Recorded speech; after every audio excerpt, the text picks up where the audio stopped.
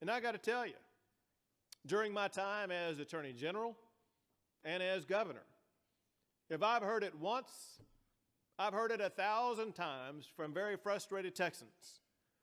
Why don't you just enforce the 10th Amendment? When Barack Obama refuses to secure the border, Abbott, why don't you just enforce the 10th Amendment? When Barack Obama allows Syrian refugees to come into the United States, Abbott, why don't you just enforce the 10th Amendment?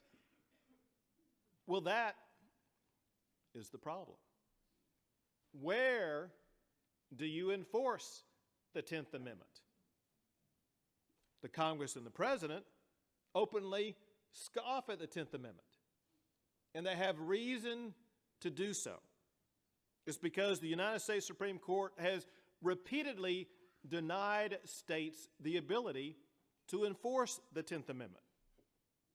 Texas has a lot of experience at dealing with this frustration at the courts.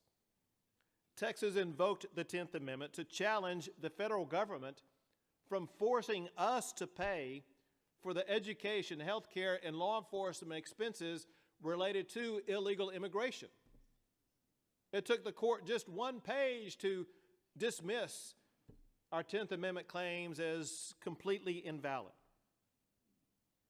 This is just one of a multitude of examples of courts dismissing states' attempts to assert the 10th Amendment.